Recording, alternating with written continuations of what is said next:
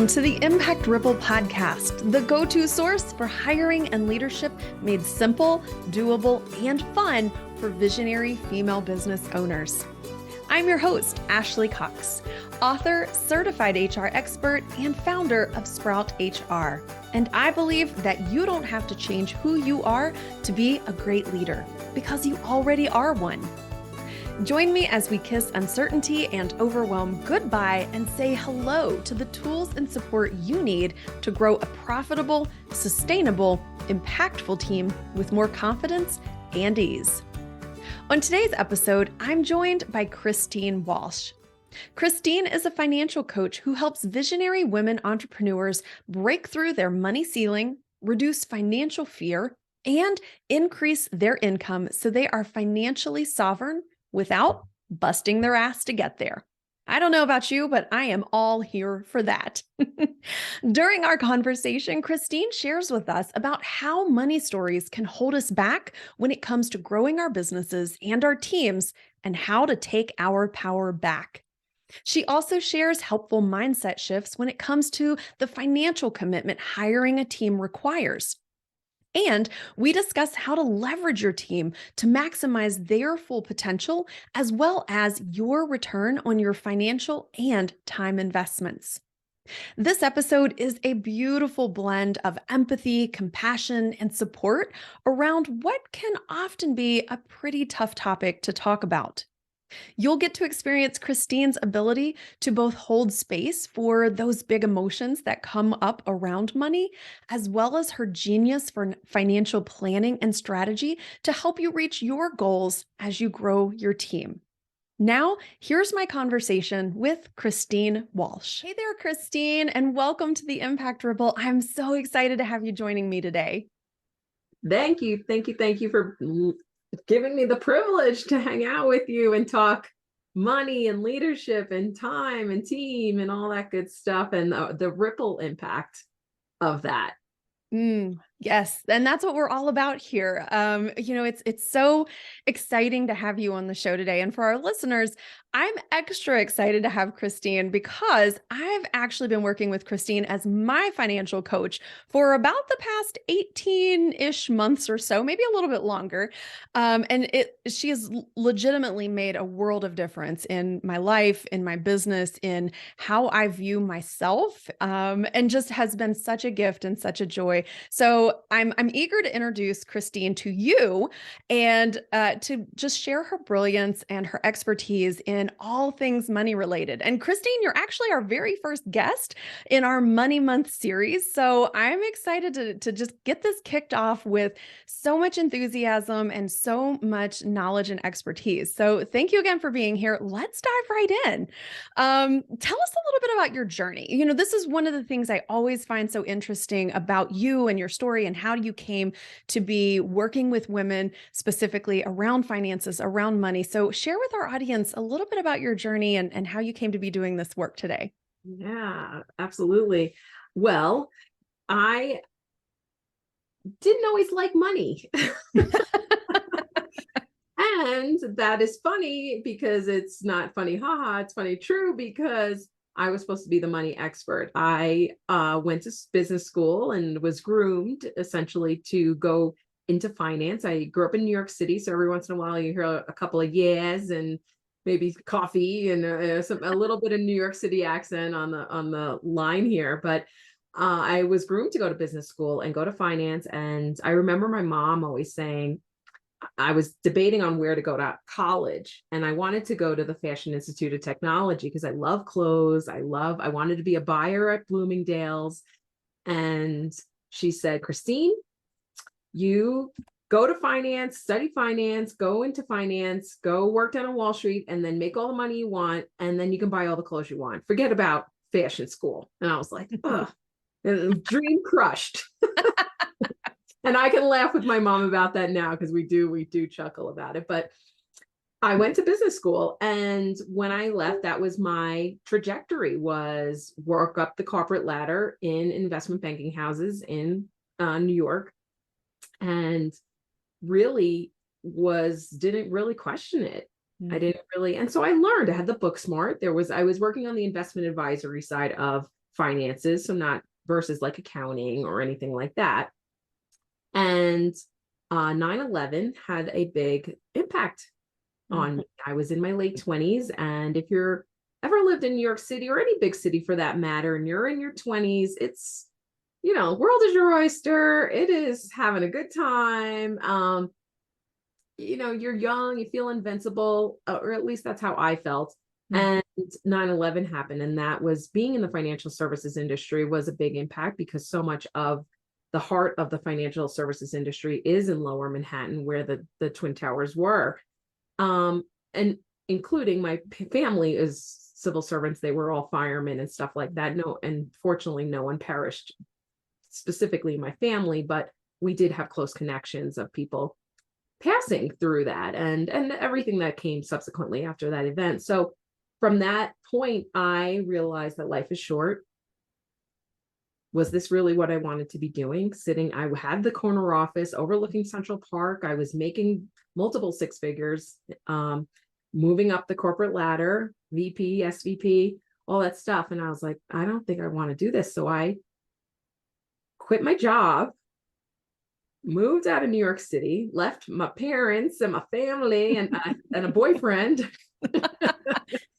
and moved out to Colorado, which is where I live now. And I've been out here the past 17 years. And when I got out here, not having the foundation of family and stuff like that, I found my way working different jobs and really got into, I live in a very small town, the entrepreneurial aspect of living in a small town. We have a lot of entrepreneurs who live I'm in Steamboat Springs, Colorado, in the northwest corner of the state, and doing accounting, using my accounting degree to help support small businesses. And I would see them, through my work with them, stressing out about money, and me holding space to the degree I could back then. And also at the same time, recognizing my own financials my personal finances were kind of going down the tube. I wasn't contributing to my IRA and all the things that I should be doing, my 401k, and, kind of working freelance jobs and not saving. And so getting myself into debt. So they're stressing, the people I'm working for, that I'm doing the work for, I'm stressing. And then the 2008 housing crisis happened, and that we lagged a little bit where we are. So it's really around 2010 where it really had the most impact. I lost my job actually as a financial controller for a real estate development company, lost my house to foreclosure, and really had a crappy boyfriend at that time.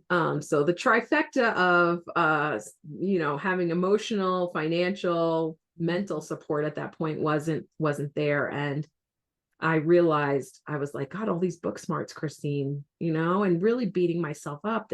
I was just embarrassed. Yeah. I'm supposed to be the money expert. And here I am, it's crumbling. And I can't tell anyone. I couldn't tell my parents. They'd worry about me. Sure. My friends, I was embarrassed to say anything to them. I told some trusted people, but even then, and it was really hard time for me, and realized at one point, I said, all right, Christine, like, there's got to be a better way. And that's when I recognized that I have to take the power back into my own hands, not from a place of like, oh, it's all on me, but more just like, I don't think I was put on this earth to struggle like this. There's got to be a better way. Whenever I say, and I still say that, have that saying every so often when I'm looking at a problem, I'm like, there's got to be a better way. I know at that point, something's going to click. Like, yeah. So at that point, that's when I started to go down my own personal development path around just the spinning thoughts in my head of like, how do I organize this? And really looked at my own financial situation with honesty, with a lot of humility, with a lot of crying at times, with a lot of anger, all the emotions. Yeah. And then decided at one point, I can't be the only one going through stuff like this, and started helping other people going through. I went through a coach certification program because I was being coached at the time. And after I graduated from that year-long program, I said, I can't not do this work. I have tools from coaching. I have tools from finance that I never really used because I was afraid of money. And I'm the business started from there. So yeah, it's my life journey. This business is a result of my life journey. Um, and I think it's what helps me hold space for others in hard spots around finances, because I've been there in a different element, a different circumstance, but yeah. So that's the long short story. I just so appreciate you sharing that, because even if you came from a financial background, you can still experience life, right? And I think that so often we think that there's a magic trick that you never experience any hardship or, financial struggles. And that's not the case. But having those tools, like you mentioned, that's what has helped you to say, okay, I'm going to take my power back. And Yeah. here's how I can bring that into relationship, into community, into service, and help other people learn that maybe sometimes life happens, and here's some tools to help us when it does. Yeah, absolutely. Yeah. Absolutely. And I can speak from my own experience working with you, Christine, that you have a gift for holding space for those big emotions, because finances, I mean, they say, right? They say that women would rather talk about their own death than money. And that's a problem, right? Like, we Exactly. should not feel so um held back about talking about something that can be so empowering and that can be a tool for us to do more good in this world. And I think that's one of the most beautiful things that you've taught me in our work together, is that money gets to be a tool to help us do more good.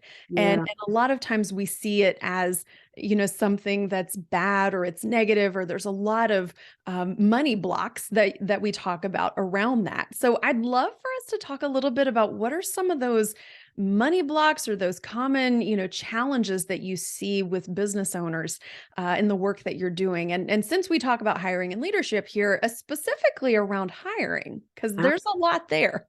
Absolutely. Absolutely.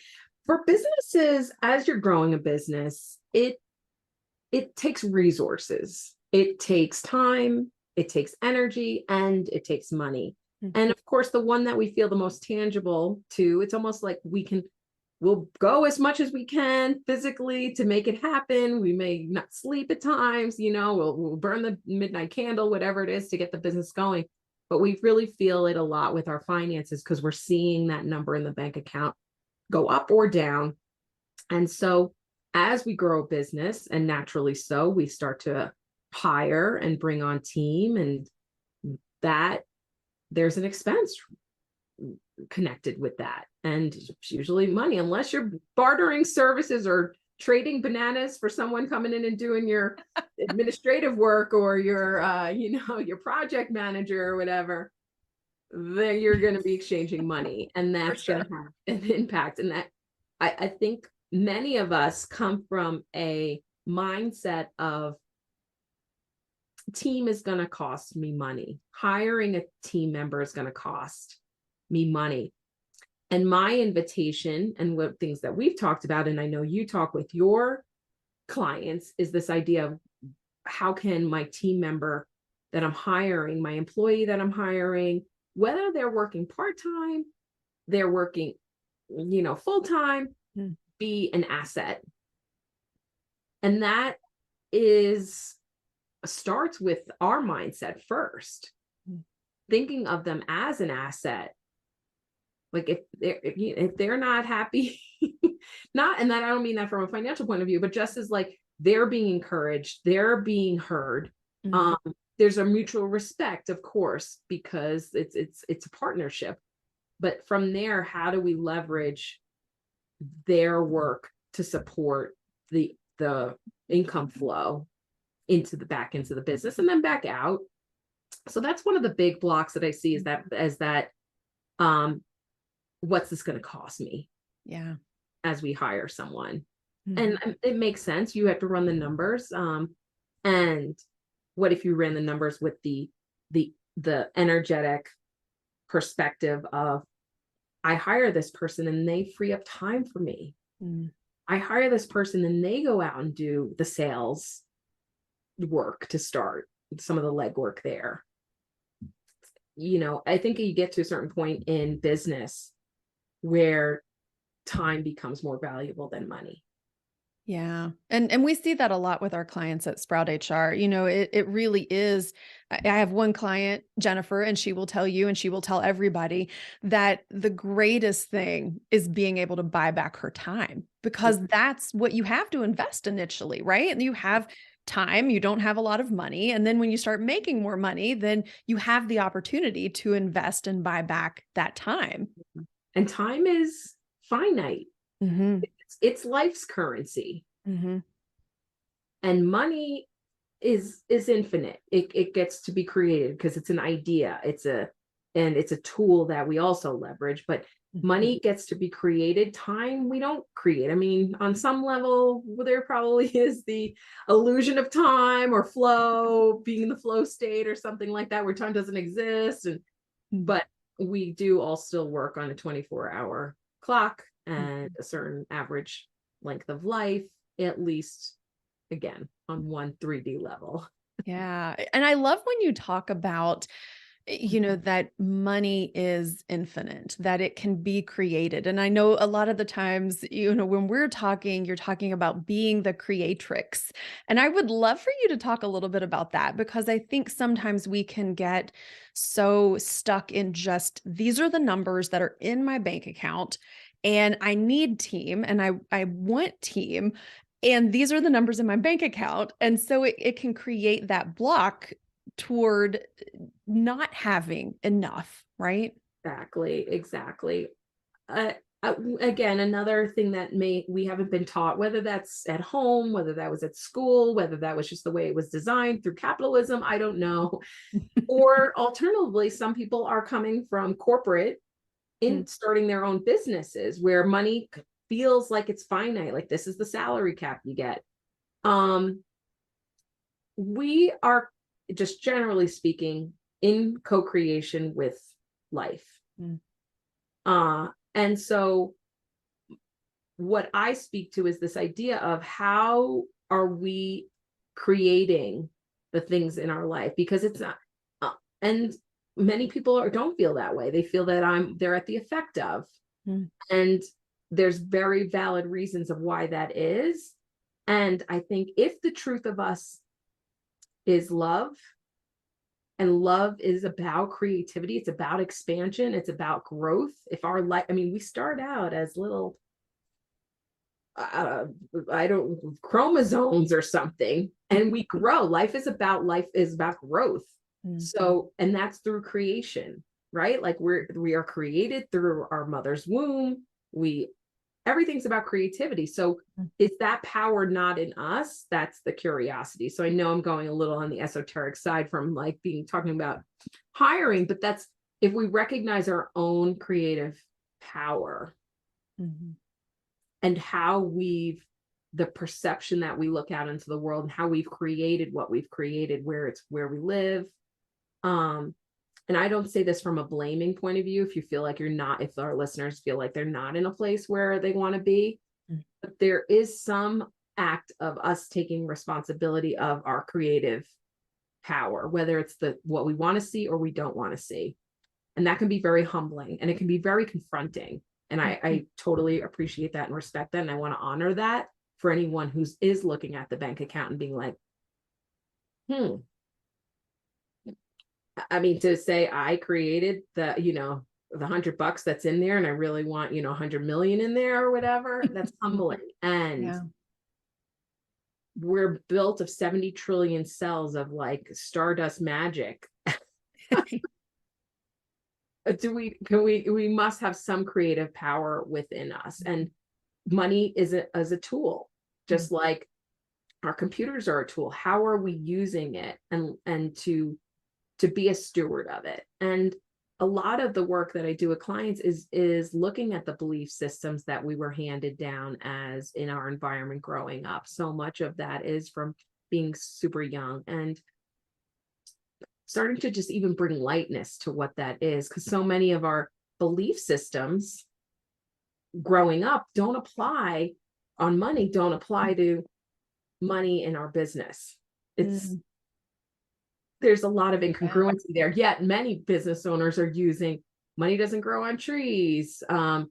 There's never enough to go around. We can't afford that. Those are layering over to business. And it's probably one of the key reasons why either you're not hiring to support yourself, you're not, not making the money you want. Those beliefs have to be integrated, reconciled, reframed, whatever, and start building a foundation of belief systems that create results of what you want, which I don't say is any small feat either. I totally appreciate that. And I get that. Sure. And that's the hard work sometimes, we're like, damn, small business. And I hope I could say that word. Sorry if I can't. You can. Edit it out. God, this small business stuff is so hard. Really, what's really hard is us managing the thought processes in our head. What thoughts am I instilling constant, and what do I need to be putting into my headspace so that I am creating the things I want? And I know there's more to that end. Yeah. Belief systems. It's so important. And I think it really plays out in every part of being a business owner.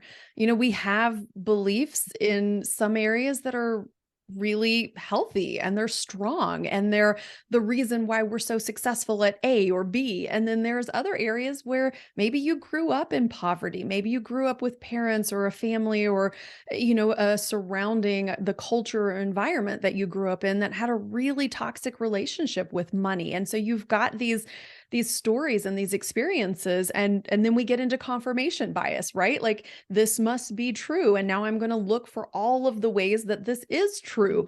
And I have all of my own personal money stories, and these are things that Christine and I, we've been working through together, and there is so much limitless potential as humans that we have.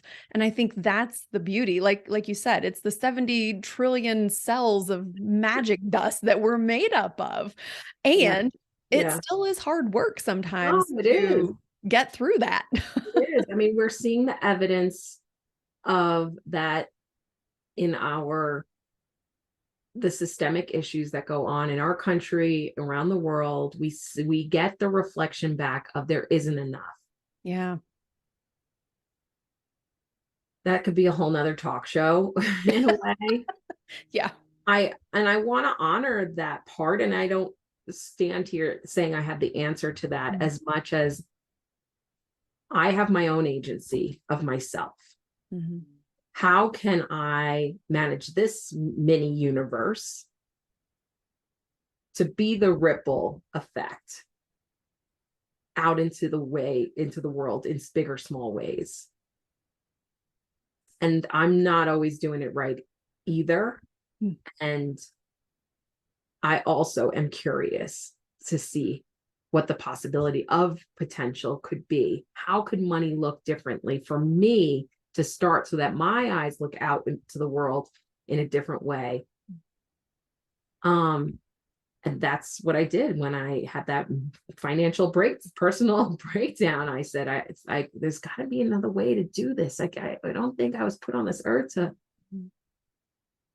struggle like this, and my struggle is different from yours, and ours is different from someone else. And not to minimize or amplify anyone's experience as much as to just say, there's an opportunity here to have a conversation with ourselves, and it can be humbling, and it can be confronting, and you're not alone. So just as we talk about this, still we're in business, and those stories and the modeling that we had is being required to be redefined in small business. And right, I think of money touching so many parts of our business, whether it is hiring, or it's doing the selling, or it's receiving the money and the invoicing and all that good stuff.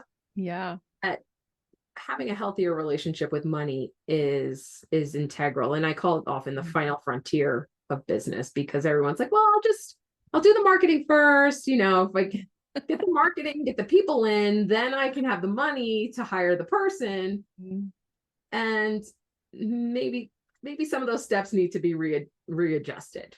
Yeah, for sure. And I know, we work with a lot of women who kind of push that hiring off till it's too late. They're to the point of they're stressed out, they're burnt Yeah. out, they're working 14 days a week. They're overextended in every area of life. And so I think one of the big questions and something that you and I've talked about a little bit is, should someone hire help first or make money first? Like it's kind of the chicken and the egg, right? Like which of these pieces comes first and how do I know? 100%. And I bring it that idea to the concept of either or. It feels a lot like it can be either I do this or I do that. And I want to invite into the conversation the idea of both and. That it is a both and. Because that is the eternal question, right? We look up, should I hire first? I'm sure if I went on Google, there'd be a bazillion things to look up. Should I hire first? And everyone is different than the next. So much about the work that I do with my clients and with you is about how it resonates with your value system, your business value system, your mission, and how we can start to, as I shared in the beginning, think about how the person I bring on will allow me either to make money in that role, helps them make money. An example of that might be someone who hire someone to do their job and they make money, like they go out and do the sales first for the business. That's a person who makes money for the business. And even when I think of someone like an executive assistant or someone or even bookkeeper, those are accounting expense, human resource, like having that end of the spectrum can feel like, oh, that's an expense that's not going to generate income. However, if it frees you up time, that may indirectly allow you to go out and do more sales and marketing. Alternatively, save you money. If someone's like on the books, someone's looking at the books, they may be like, hey, Christine, you're spending, $8,000 on subscriptions each month, which can be easily done. I get it. Yeah. Everything's a subscription now. It's only $25. Or the best, like wait, have a free trial for 7 days, and then 7 days you're like in a whole nother world. So you're like, oh, that. 2 years later you realize. But how can we start to think about leveraging the team? So in the spirit of the question, hire first, make money first. I think it's a balance. I think it is about making enough money to the place where you feel secure enough that you can hire someone and you have that income coming in, and leveraging the person, not in a manipulative way, or I don't mean it like that, but just like elevating them to their skill set. Half the time, I know this because I work in the financial world here. I get people who are doing their own bookkeeping, not good at it, making mistakes, and won't hire someone for, and granted, across the country, I get that rates for bookkeepers are different. So whatever, $50 to $100 an hour, plus minus somewhere in there, when their hourly is $200, $300, $400 an hour. And it's short-sighted. And it probably takes them 2 to 3 times longer to do it. So now we're spending $600 an hour instead of the $50 an hour, right? Exactly. So that's how I think about the hire first. I do get the sense, I'm a financial person, so we've gone through exercises like this where I think about it in a 3-pronged way. There is the emotional aspect of, God, I'd love to hire someone. It would be amazing to have that support. There's the logic point of view, which is, all right, I got to run the numbers. How many hours do I want to work them to work for me? What does that look like? I know you have a great payroll calculator tool that you use. And then the intuitive, like, what's the big picture here? How can I actually have them elevate and amplify their own role and empower them to be the best of the bookkeeper, the best team member, the best, Mhm. so that they actually bring so much more abundance into the business. Yeah. And I think it takes all of three of those pieces. Yeah, I love that three-prong approach. I think that's always when I feel myself spinning, I go back to that and say, okay, let's look at each of these areas. And, sometimes it's an emotional thing and I'm just having some kind of feeling about it that I need to allow myself to feel and experience. And this is scary. And this is, something new that I'm doing. And I'm going to have to push up against my risk tolerance a little bit here. Or it's a logical thing. It's like I physically do not have the money, but if this is something that's important, how else can I create the money? What else can I do to bring that in to be able to Yeah. invest in the thing that I Yeah. need that's going to give me my time back or my energy or the opportunity to work on more revenue generating activities, right? All of the above, all of the above. Yeah. If So we what have you're saying, money, go. I'm saying if we have money stories, we get hung, we're an emotional. We get just Mhm. stop there and we're like, okay, no, Mhm. make money first. Mhm. Either or, very kind of trauma thinking in a way, And so I invite that idea of both, and there's no perfect answer, as Mhm. much as bringing all the pieces together and looking at the big picture. What are the numbers? Mhm. What am I feeling? It's okay that I'm a little nervous about bringing someone on. And then how could this person actually help me make money, either directly or indirectly? Yeah. And that's what I love about the possibility of bringing on really brilliant team members. We're not just bringing on Joe Schmo from down the street who has no experience and has no idea what they're doing. The thing that I think is most important as we're starting down that hiring process, that hiring path is, are we being really intentional about who we're bringing on? What Yeah. role they're going to be playing, how that's going to contribute either to our financial growth or our time growth. So that way we can focus on more of the right things and make more money. But even, one of the things I love most about Mara, so if you've not listened to the show before, Mara is my right hand gal and she's literally life to me. But one of the things I love about her is that she's always looking for ways to streamline, to save time, to be Yeah. more efficient. And I think that's so advantageous. And we don't think about, sometimes we're touching things 4 and 5 and 6 times. And what if we only touched it once or twice? Like that right there can buy you back hours. Yeah. Yeah. Absolutely. Yeah. So So, what Christine, I think what you're saying is that there's no certain financial goal or milestone or number that when you hit this, it is time to hire.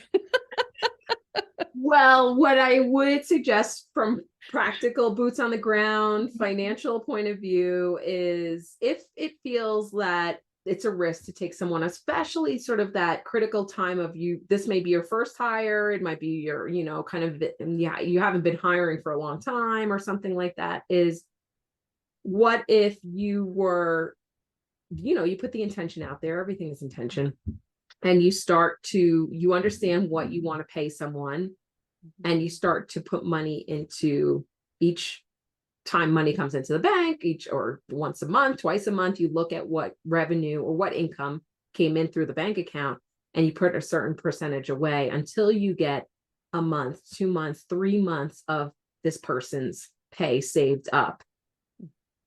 And then you'll be like, okay, I have some buffer here if I need it. And that can help you. If money, I mean, we're all Mhm. thinking about money in our businesses, whether we want to or we don't, whether we like it or we don't like it. Mhm. And when it comes down to is sometimes running those numbers and saying, okay, is this really what I want? How do I start to create the actions towards that? And I think that's one of the kind of boots on the ground Mhm.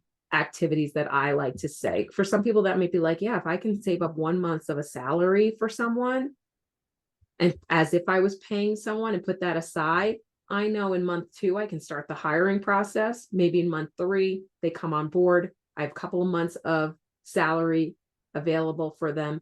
And my intention is to help me save time, make money, save time. Mm. One of those 4 quadrants. Or all. Or all of them. Or all Exactly. of them. Yeah. That's Yeah, Mara. That's exactly. Mara. Exactly. Exactly. And, we talked in episode 13, it was the first episode of season 2, about growing your team intentionally. And so Mm, if you're thinking, oh my gosh, I have to go out and hire a full-time employee on, a $60,000 a year salary. Well, let's slow down a little bit, because we can hire someone part-time. We can bring in a contractor first, then you can move to employees. You can really grow that team with a lot of intention and build up the financial support to make sure that you can keep them and that it is sustainable for you and your business. And then if there's a hard time and it's not sustainable, there's other avenues that we can take as well. And all of them are okay. And I promise you that you will be okay. Oh my gosh, I just love this conversation. I could talk to you all day, Christine, but I feel like this is a good point for us to kind of move into our final segment, and really my favorite segment of the show, and people keep telling me they love it. So Imagine the Impact is our final segment, where we get to envision what it could look like to take action today. So, Christine, could you help us paint that vision for our listeners with one final key thought or takeaway from our conversation today? absolutely. What a cool name and part of the show.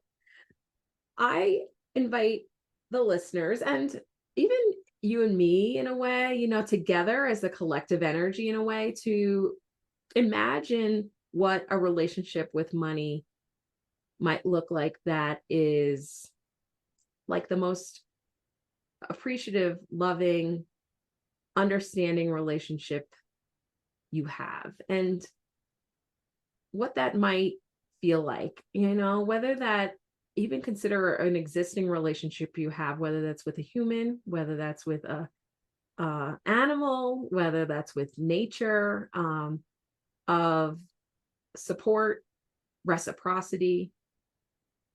They don't call it currency for anything. It goes in and out. That fluidity, but something that feels like partnership. Hmm. I'm in partnership with this thing, because you are. And it is the relationship that one of the top 3 probably that you'll be in with for the rest of your life. So imagine a relationship that is more congruent, more, I think the word that just keeps on me, like supportive with each. Like, I support money, money supports me. Supporting money might look like I'm looking at my bank account every so often. I open up the credit card bill when it comes, with a lot of love and compassion. I get, some of us, that has been hard. It's been hard for me. Mm. But what if our relationship with money was a healthier one? Whatever that means for each of our listeners. And I think of it myself, because it softens it, it opens it up. I feel my shoulders drop. I feel more expansion around it. I love that. Thank you. Thank you for sharing that. I mean, imagine the impact that more women with more money doing more good could have in our world. I think that's exactly what we need. Yeah, absolutely. Oh my goodness. Well, Christine, this has been amazing. I know everyone is going to want to skedaddle on over to wherever you are on the internet and connect with you, because you bring not only the brilliance of the financial strategy and the understanding of numbers and how money moves and flows in our businesses, but also the mindset piece, the compassion, the empathy around making money easier to talk about, making money more fun to talk about, making money better and more exciting. So where can people connect with you? What's the best way for them to find you and all your brilliance? Oh, thank you. Thank you. Absolutely. So my website's probably the easiest, and I'm sure it'll be in the show notes and stuff like that. It's www.Christine, so CHRISTINE, M as in money, Walsh, WALSH.com, ChristineMWalsh.com. Yes, and we will absolutely put that in our show notes for you, because we want to make sure that you get there. And before we wrap up our conversation, I know you have a really fantastic quiz that I think everybody should go out and take. Well, I'm a huge quiz person, so of Me course too. I love knowing more about myself through any quiz. And so I created a quiz called the Money Archetype Quiz, and it within 10 questions, you'll receive a report that will indicate what dominant archetype you are in relationship to money. And with that, you'll also get some tools and tips on how to navigate your archetype, where to go next with it, how to switch. There's 6 archetypes in all. And that is also on my website. So it'd be probably the easiest way to do that would be to hop on there. And it's just a fun way for us, really accessible way for each of us to understand our dominant archetype features. And from there, right, the first key is awareness. And from there, we can do the next step. And so I think most of our listeners, I can imagine, are at some of the hot, the archetypes that really want to flourish. So it'll be cool. I'd love to see your name come through, and I'll send you a personal note to let you know that I seen it and stuff like that. And of course, if there's any questions about it, I'm all ears. Yes. Hit that reply button on the email that you received from Christine and let her know that you heard her on the Impact Ripple, that you took the quiz, that you learned something new either during our conversation today or through the quiz, because she's one of the most gracious and generous people that I know. And I know that she should absolutely be in your world. So thank you again so much, Christine, for joining us today on the Impact Ripple podcast for this incredible conversation. It's been so great just to be able to have a different conversation around money than what we're used to hearing. You are so welcome. I'm so honored to be here on the Impact Ripple, and I can't wait to see the impact that happens out in the world from this conversation. I love it. I love it. And thank you, dear leader, for tuning in today. I hope that you found this episode encouraging and supportive, as Christine said, as you consider hiring your first or next employee, or even how to leverage your team that you currently have today. As always, it's an honor and a privilege to be here with and for you on your leadership journey.